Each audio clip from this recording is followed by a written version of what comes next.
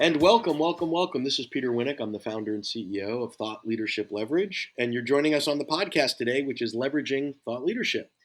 Today, my guest is Guy Pierce Bell. His book is called Unlearning Leadership, and he seeks truth buried under our troubling history of conformity. He's curious, he's interesting, he teaches organizations and their leaders how to expand beyond their limiting beliefs into their full potential. So welcome aboard today, Guy. How are you? Thank you, Peter. I'm doing well. Good to be here.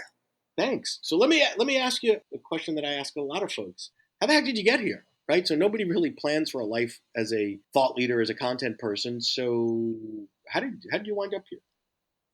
God, completely by accident, like most of us, right? The best ideas and plans didn't work out the way they were supposed to back in my early 20s, late teens. I was a musician that swore I would be the next James Taylor at the time or whomever I was liking in the moment, and played with great people in Minneapolis at the time when I was growing up, and I thought that would be my life. And then all of a sudden I blink and I'm running businesses as opposed to playing music. I am having some successes, and you track fast. And now looking back on these things, and I turn into kind of quite accidentally a turnaround guy. So I started to turn around businesses and realized I'd already done it, but I was looking back saying, what the heck is my calling card? Why am I sticking with this thing called leadership in business?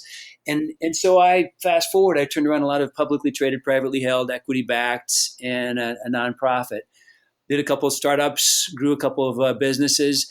And in all of that, I was mostly fascinated early on, and it's that fascination stayed with me all the way through to this conversation around what makes a healthy business tick, and why is it that businesses get off track and fall out of line and kind of missteps that become patterns, and those kinds of things that I could see early on in my career, and then later I saw more and more of and was paid to come in and fix.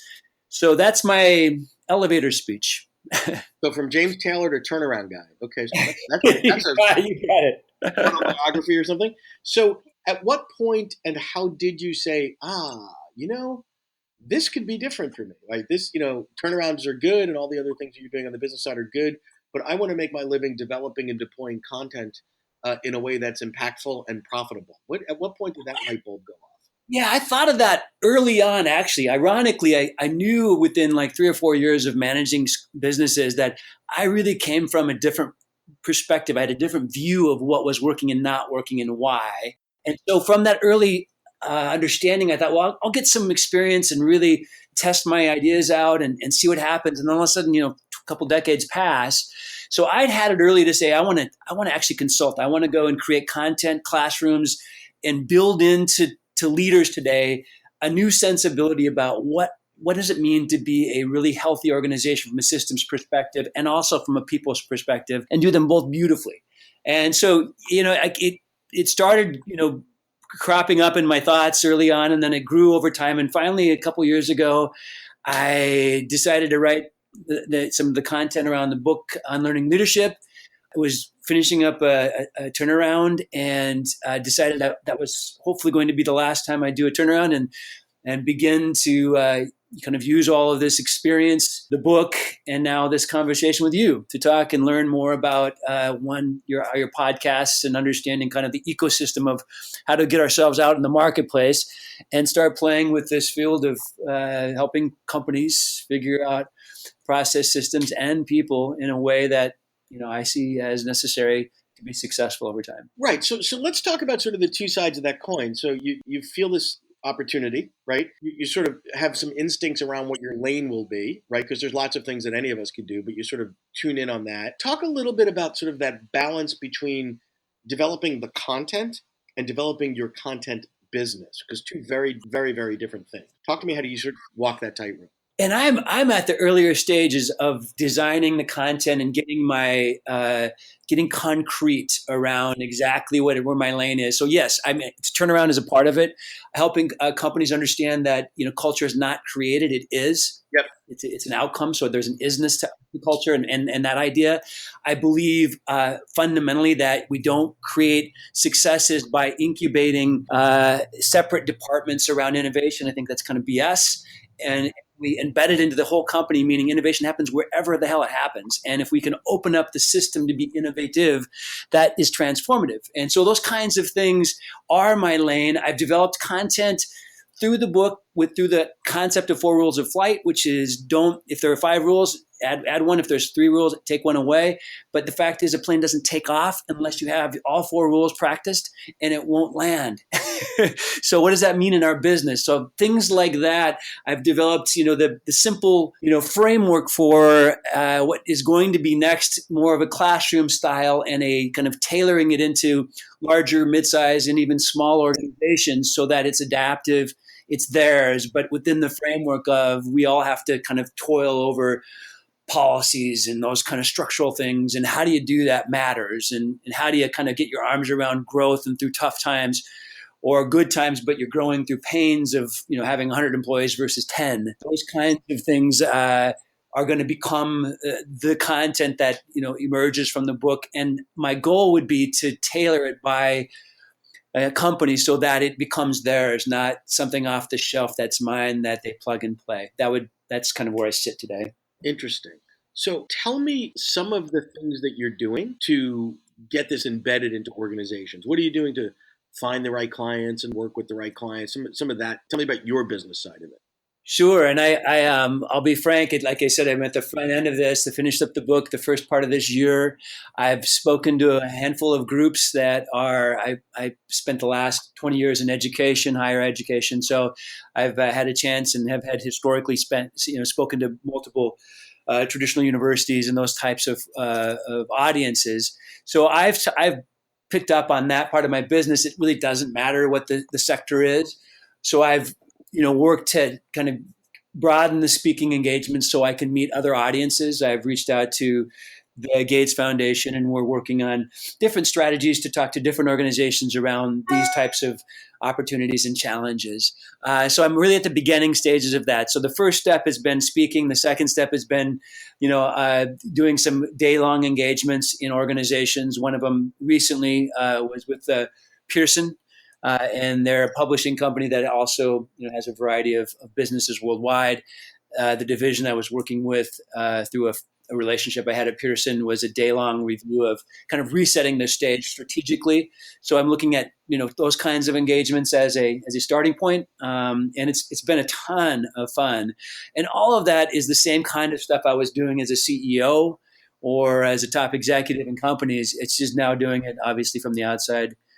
Coming in. The goal would be ideally to kind of become this embedded external or internal consultant where I can help stay with and keep the organization in that state of agility, in that state of innovation, in that reminder of these things that are hard to stay with in organizations because life gets in the way, businesses get messy, risks emerge, and CEOs and lawyers and so forth get sidetracked. Got it. Let me ask you then, you're doing a lot of speaking. Speaking takes time. You got to travel, you got to prepare, you got to do it. If your goal from the speaking is the exposure to get ultimately embedded in the organization, what is the select criteria that you use to say this is a good place for me to be? Or, yeah, this one maybe not so much?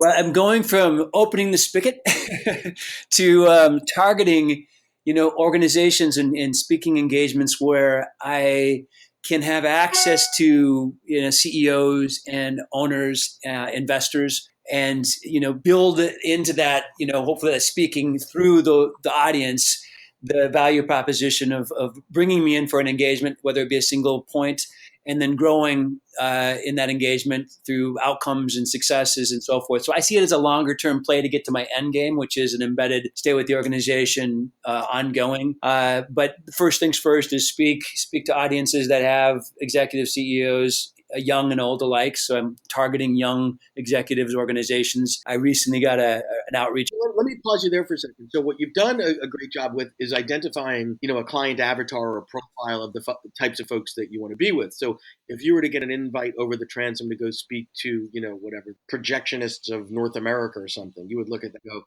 yeah, lovely people, not in my lane. So I'm going to go pass on that. Right? Is that right? True? Yeah, absolutely. I'm staying pretty focused on this, and I would add top executives in HR, just on managing the human condition. So okay, yeah, and I've had some inroads in both areas. You're going through that pretty quickly, but what I'm pausing on that is I think what happens often early on is there's lots of reasons for people to speak. Right. If you're a professional speaker, you want to speak for the point of speaking, right? Because the more you speak, the more you're paid, et cetera, et cetera. And it might not be as laser focused as your target is. If you're using speaking as sort of a way in or exposure, whatever the case may be, to these others, it's different. You have to be more thoughtful, more strategic, and it's the power of no, right? So I commend you for that. Talk to me a little bit. I want to drill down now and say, okay, so now you've secured a speaking event for, whatever, 6 weeks from Tuesday in Scottsdale or something. Walk me through sort of the methodology or the processes that you'll go through to optimize the event. Because I think the wrong answer, quite frankly, is, well, I'm going to go and give a good speech, right? Like, so walk me through sort of the thoughtfulness that you put into each event in order to meet the goals that you've been able to articulate. Yeah. So let's say it's a group of top HR executives, just to pick a target. And I would study the organization putting it on. What's the intent? I would read their materials, understand their purpose, their key takeaways. I would look at the participant list and study their pain points if I can find them, and often you can. So I've done this in the past, and I will do that going forward, and just kind of tailor it, like you said, to some very specific tactical, strategic things they want to get out of this. They're always designed around a concept. That's obviously why I'm speaking, and so I want to be tailored to their industry, to their pain points. And then I get there, and I tend to try, if it's possible, to get there early and socialize a bit so I can introduce myself to participants, ask them a few questions about the event and how's it going and those types of things, study them a bit quickly. And then I'll hold on to a story or two or three and weave them into the narrative so that we can, kind of co-create, a shared understanding through their own peer experience, if possible. And I've had some success doing that. And then at the end, the Q&As turn out to be really a blast because people are wildly engaged because it's about them. And so we get into really healthy, good, longer conversations around the back and forth. How do you do that? I've tried that. It doesn't work. It's frustrating. And we talk through it together and their peers start engaging in the conversation. And so that's the goal, is to create that dialogue, that go deeper, be very specific around a very general topic. Got it. So you're doing a lot of front end work. You're customizing, but not to the 11th decimal point, what you're going to say. Correct. Understanding the pain points. Are you doing anything around specifically targeting folks that you'd like to meet, right? Because serendipities are lovely. People come up to you after and say, that was awesome. Can we talk more? That's going to happen, right? What, if anything, are you doing on the front end to increase the probability that you have an interaction with the folks that meet your dream criteria? Well, I have to get better at that. And it's a great question. And so what I intend to, continue to process and work on is to have an ask, to leave with it as clearly as I can with the presentation. And then before I leave the stage and or the dialogue, whatever is the end point, with a few key points of what I would love to be able to do with them if they wanted to engage beyond today. And so, as an example, I was in Chicago doing the presentation. A woman stands up and says, "Guy, this is amazing, transformative. I want to bring you into my organization." And I said, "Great. What day would you like me to come?" And we all kind of laughed and got into it. We talked afterward, and that was without an ask. I didn't tell them what I, wanted them to leave. Sure. Thinking about. So yeah, that was a good reminder, and thank you for the question. That is a great reminder for everybody, all your podcast followers, is to ensure that you have a clear, this is how you can engage me and why you would want to. Well, and I would add one or two little thoughts to that. I think the other thing is when you're in that pre-event mode, right? So the event's coming up in the next month or two, whatever the case may be. You're a bit of a rock star to the organization. You're really important to them. They brought you in. They're giving you stage time. People are focused on you, etc. There's some things that you can ask for that may seem sort of a little bit out there or counterintuitive that could be valuable to you and to the client. So, for example, you might say, "Hey, I studied the website and I realized that." Whatever this industry is struggling with growth or technology, whatever, right? Whatever the specific points are. It would be really helpful for me in order to really fine tune my presentation if I can talk to 3 to 5 participants that'll be there. And doing that enables you to develop some rapport and relationships, but it also differentiates you from most speakers, right? And then you can say, by the time you get there, you've sort of made 4 or 5 friends in advance because you had a quick little 20-minute focused and targeted chat with them, and it'll differentiate with the organizer by going, wow, not a lot of people ask to do that. This guy, takes what he does seriously. He's thoughtful. He's putting in all this energy to give the best presentation he could. So anyway, my 2 cents. Fantastic advice. I love it. I'm going to do it. Any sort of as we start to wind down a bit, anything that you would advise folks that are out there that are a similar space to you are sort of early on in the journey about, do more of this or do less of that? Well, I listened to a couple of your conversations, which are all fantastic and helping me out. So thank you for doing this. And I would say study, but don't get caught up in prescriptive, following everything you hear, but study everything and see what fits you. So 2 examples, a couple of them podcasts I listened to you talking about, a podcast specifically and kind of what makes you successful and this person you're discussing podcasts with successful. And they really did a nice job of reminding us all that it's 80% plus marketing. It's 10, 20%, product development. And so don't get too overly caught up, do as well as you can, but put your emphasis and effort and energy into that. So that's a great reminder for all of us all the time. And then second, I would say I left listening to some of your conversations, also having a sense of, and don't just copy everyone. If we all are trying to be Jay Shetty or whomever, has a huge following and we want to go make $1 million talking about things we care about, I don't think that's probably a very smart model. I would say, study them all and learn from each, but know yourself. And so the combination of, of course, repeat the things that work. That's, a smart approach, but there are multiple things that work. Be true to who you are and couple that with wisdom of others before you. Awesome. Great stuff. And finally, before we wrap here, how do folks get in touch with you? Because let's say I'm a CEO and I'm looking for an awesome speaker, wink, wink, right? You can reach me through my website, guypiercebell.com. And that's the best way to do it. There's a contact form there and I'll happily call you back. And I'd love to be in a conversation about your business. Well, this is great. I appreciate you sharing your journey with us and some of the good tips that you got there around the focus and good stuff. I wish you the best. Thank you so much. Thank you, Peter. Thanks. To learn more about Thought Leadership Leverage, please visit our website at thoughtleadershipleverage.com.